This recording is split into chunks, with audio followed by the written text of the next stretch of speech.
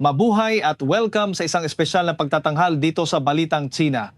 Kung akala nyo ay malala na ang siksikan sa MRT o ang unahan sa piso sale sa Shopee, mag-hold on muna kayo sa inyong mga upuan dahil dadalhin namin kayo sa isang lugar kung saan ang pagkain ay hindi lang basta sustansya, kundi isang contact sport.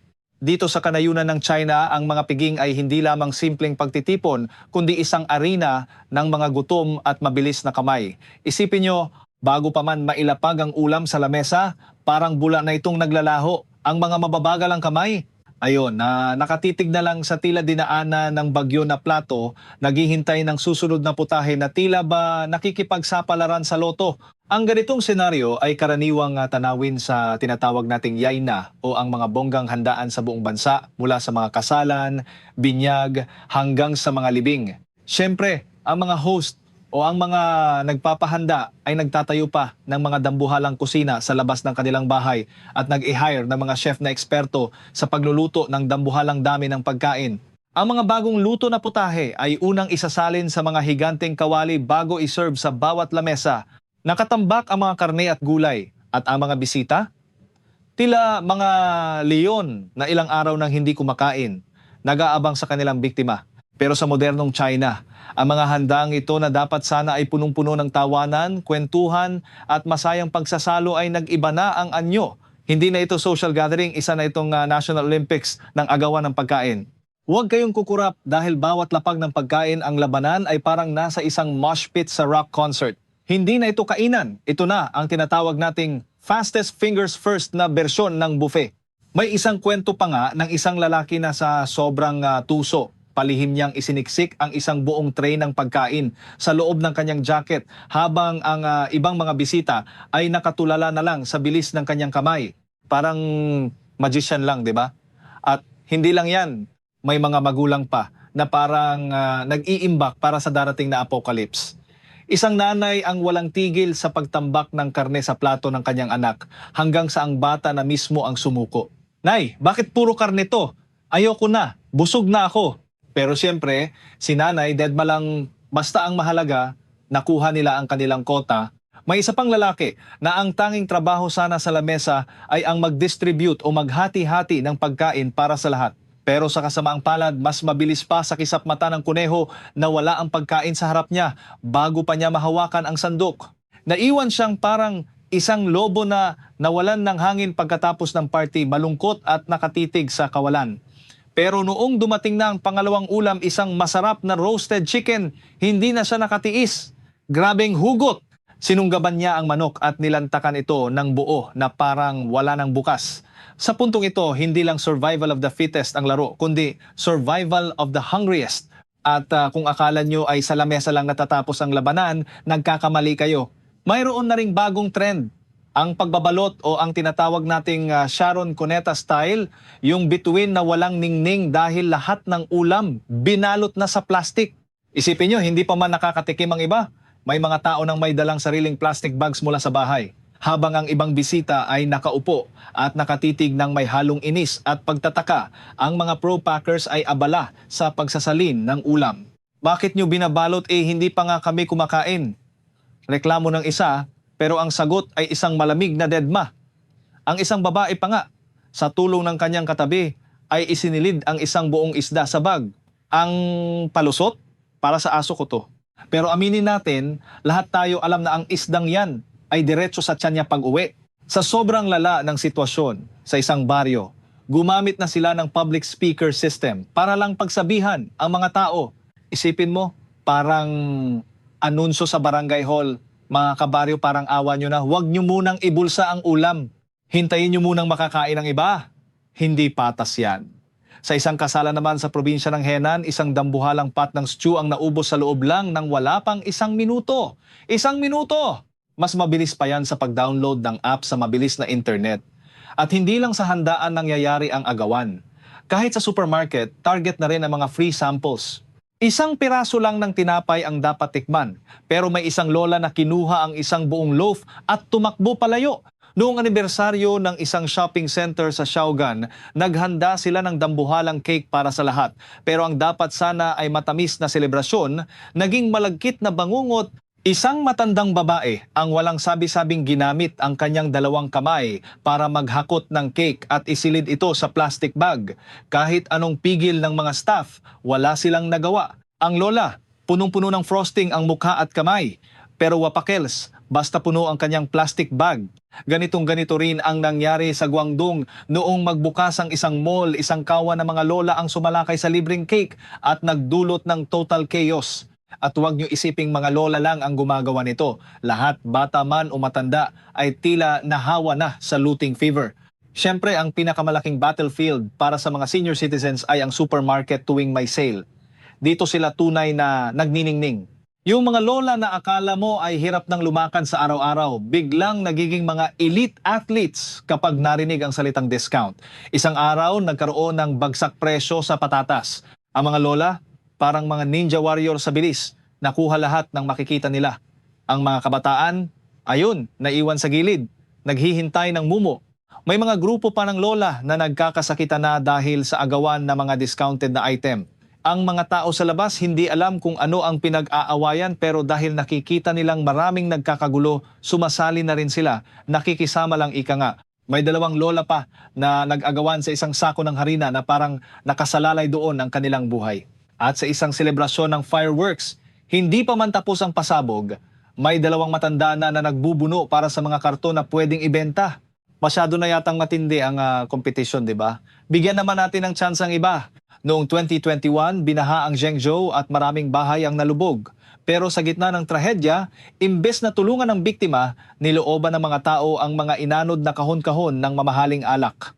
Ang may-ari, lumuhod na at nakiusap ng umiiyak. Parang awa nyo na. Huwag nyo namang kunin ang paninda ko. Dito lang ako umaasa. Pero parang walang naririnig ang mga dumadaan. Noong Dragon Boat Festival naman sa Chongqing, may patimpalak sa paggawa ng zongzi o rice dumplings. Pero bago pa man magsimula ang contest, ang bigas na gagamitin sana ay hinaltak na ng mga lola at isinilid sa kani-kanilang bag. Ang mga staff, sa sobrang galit at inis, ay wala nang nagawa kundi itapon na lang ang natirang bigas dahil wala na ring saysay ang event. Pero ang mas nakakalungkot at nakakagalit na bahagi ay hindi lang pagkain sa lamesa ang inaagaw. Maging ang mga pananim ng mga magsasaka ay hindi pinapataas. Si Miss Juan, isang magsasaka sa Joco, ay nag-arkila ng mahigit 60 ektarya ng lupa para magtanim ng halamang gamot na Atractylodes. Pagkatapos ng 3 taon ng paghihirap at lugi, ngayong taon na sana ang kanyang big harvest, pero noong panahon na ng anihan, ang sana ay tagumpay ay naging trahedya. Dahil alam niyang may mga nagbabalak na magnakaw, kumuha siya ng mahigit 20 security guards para bantayan ang kanyang bukid. Pero pagdating ng anihan, mahigit 400 hanggang 500 na tao karamihan ay mga senior citizens ang sumugod sa bukid niya para magnakaw ng mga halamang gamot. Ang mga security guards hindi magawang saktan ang mga matatanda. Nakiusap sila, humarang pero walang epekto. Sa isang video, makikita ang isang trabahador na sinusubukang bawiin ang basket mula sa isang lola. Pero ang lola biglang umupo sa lupa at nagkunwaring nasaktan. Aray, binubugbog ako! Sigaw niya kahit hindi naman siya hinahawakan ng masama. Si Miss Juan sa gitna ng kanyang bukid ay napaupo na lang at umiyak sa desperasyon. Walang nakikinig sa kanya. Sa huli, dumating ang mga pulis at gumamit ng megaphone para itaboy ang mga tao, pero huli na ang lahat. Nakakuha na ang mga magnanakaw ng sako-sakong pananim. Ang estimate na lugi ni Miss Juan, umaabot sa mahigit 10,000 kilos ng herbs na kung ikukonsulta natin sa pera natin ay nagkakahalaga ng mahigit 1.6 million pesos, sangkwanta lang yuan. Ang sabi na lang niya, habang humihagulgol, nalampasan ko ang bagyo at baha, pero sa sakuna ng tao, talo ako. At hindi lang ito isolated incident.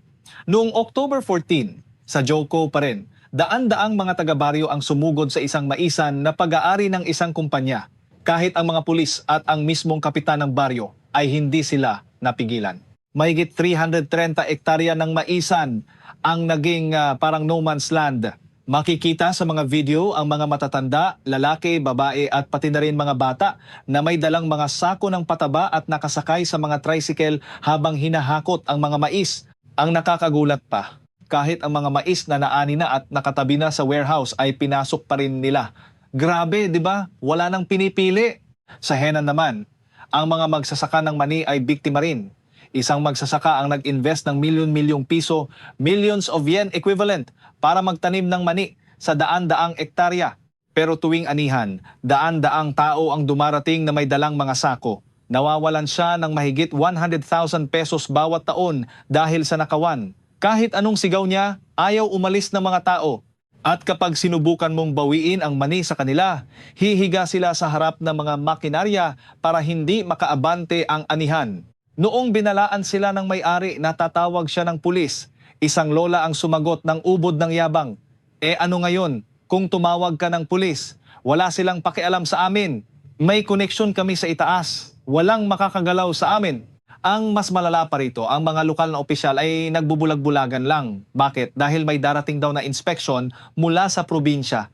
Natatakot silang madumihan ang sapatos ng mga matataas na opisyal dahil sa putik ng anihan. Kaya ipinagbawal nila ang pag-aani habang may inspeksyon. Ang resulta, dahil hindi makapag-ani ang mga may-ari, lalong sinamantala ng mga nagnanakaw ang pagkakataon. Noong October 16, sa Xinhua, isang galit na binata ang nag-video at nag-viral. Gusto ko lang itanong, kung hindi kami pwedeng mag-ani kapag mainit ang panahon dahil sa buwisit na inspeksyon na yan, gusto nyo bang hintayin naming umulan? Ano ba ang mas mahalaga, ang kabuhayan naming maliliit na tao o ang pag-eksakto nyo sa mga opisyal? Ngayon, mapapaisip tayo, bakit nga ba paulit-ulit itong nangyayari?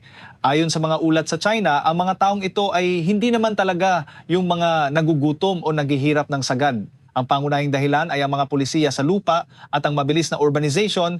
Maraming magsasaka ang nawala ng sariling lupa kapalit ng maliit na halaga o share sa kita, kaya nawalan sila ng pagkakataong magtrabaho sa sarili nilang lupain.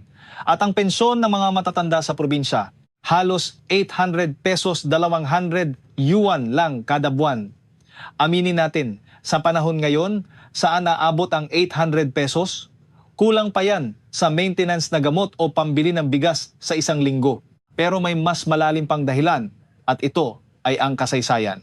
Ang mga lolo at lola na ito na ngayon ay nasa edad 60 hanggang 70 ay lumaki sa gitna ng matinding tagutom at ng Cultural Revolution 1966-1976. Noong panahong iyon, ang tanging layunin ay ang mabuhay. Ang trauma ng matinding gutom ay nagtanim sa kanila ng ugali na kunin ang lahat hanggat mayroon. Sabi nga ng mga historians, ang Cultural Revolution ay nagdulot ng pagguho ng moralidad at tradisyonal na pagpapahalaga sa China. Ang mga konsepto ng delikadeza at respeto ay napalitan ng matinding pagiging makasarili para lang hindi mamatay sa gutom. Kaya naman, bagamat nakakagalit ang kanilang ginagawa ngayon, sila rin ay maituturing na mga biktima ng kanilang panahon, isang henerasyong tinuruan ng kasaysayan na maging mapagsamantala at maging ignorante sa karapatan ng iba para lang makalamang. Ang hirap intindihin, no? Sa isang banda, galit tayo dahil sa pagnanakaw nila sa mga magsasakang nagsisikap. Pero sa kabilang banda, makikita mo ang isang malaking butas sa sistema ng kanilang gobyerno at ang sugat ng kanilang nakaraan na hindi pa rin naghihilom. Ito ang realidad sa likod ng mga viral videos na nakikita natin. Hindi lang ito basta agawan ng pagkain. Ito ay refleksyon ng isang lipunang pilit bumabangon, pero baon pa rin sa mga maling kinagawian. Hanggang dito na lang muna ang ating ulat para sa araw na ito. Sana ay may natutunan kayo at kahit paano ay napaisip sa mga kaganapang ito. Huwag kalimutang mag-like at mag-subscribe para sa mas marami pang kwentong ligaw at makatotohanan. Muli, ako ang inyong lingkod para sa Balitang China. Hanggang sa muli.